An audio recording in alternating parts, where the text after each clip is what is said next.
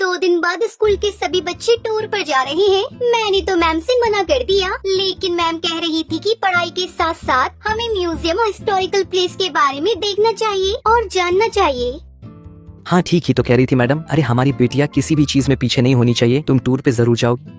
हाँ बेटा, और मैंने तो तेरे लिए नया यूनिफॉर्म भी सील दिया है, इसलिए तुझे अब चिंता करने की कोई जरूरत नहीं है। Thank you mummy papa. आप जैसे माँ बाप हर किसी को मेरी हर छोटी छोटी ख्वाहिशों को पूरा करने के लिए आप दोनों दिन रात मेहनत करते हैं। वैसे ही मैं जल्दी ही कामयाब होकर आपके हर एक सपने को पूरा करूँगी। टुनटुनी मिडिल क्लास फैमिली से थी। उसके पापा कुली थे और उनको दूसरों का बोझ उठाने का जो भी काम मिलता वो करते और उससे पैसे मिलते थे वो उसी से अपना घर चलाते थे। वो लोग वही स्टेशन के पास किराए का घर लेकर रहते थे। ऐसे ही हंसी खुशी टुनटुनी का परिवार चल रहा था। टुनटुनी के पिता टुन्नू चुड़ा बहुत ही विनम्र और दयालु स्वभाव के पक्षी थे। वो हमेशा दूसरों की मदद किया करते थे। ऐसे ही एक दिन एक अंधी पक्षी अपने बच्चे को लेकर स्टेशन पर ट्रेन आने का इंतजार कर रही थी। तभी अचानक से उसका पैर फिसल जाता है और उसका बच्चा पटरी पर गिर जाता है। माँ मुझे बचाओ, माँ बचाओ मुझे। अरे बेटा कहाँ हो तुम? गोलू, मेरे बच्चे कहाँ हो तुम गोलू?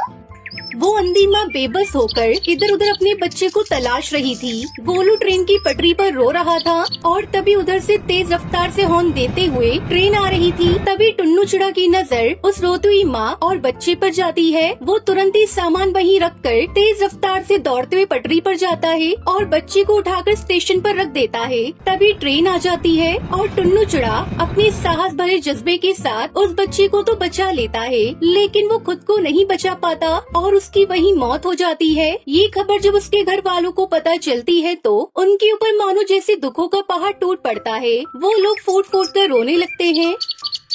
माँ पापा हमें छोड़कर कहाँ चले गए? माँ हमारा क्या होगा?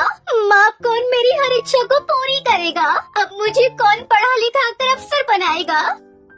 वहीं टुनटुनी की माँ टूनी की भी तबीयत खराब हो जाती है। अब घर की सारी जिम्मेदारी टुनटुनी चिड़िया पर आ जाती है। ऐसे ही 1 महीना बीत जाता है।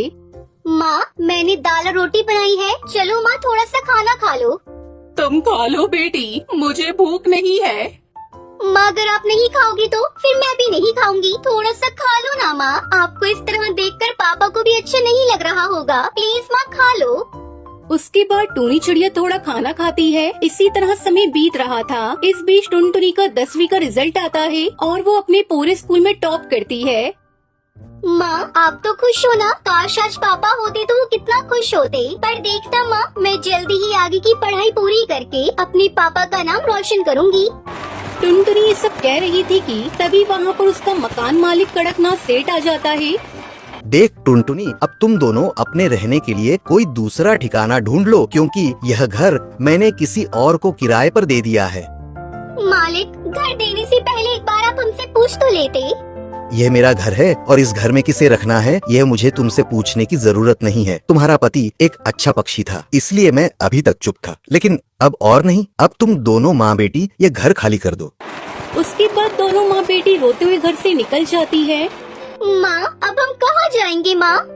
जहाँ भी किस्मत ले जाए बेटी। चल बेटी मेरे साथ चल। उसके बाद दोनों माँ बेटी घर की तलाश में निकल पड़ते हैं, लेकिन उन्हें कहीं कोई घर नहीं मिलता। वो दोनों एक सुनसान सड़क पर बस चले जा रही थी। तभी एक तेज रफ्तार गाड़ी आती है और टूनी चिड़िया को टक्कर मारकर चली जाती है। माँ ये आपको क्या हुआ माँ? अरे कोई है तो मेरी मदद करो। अरे कोई है?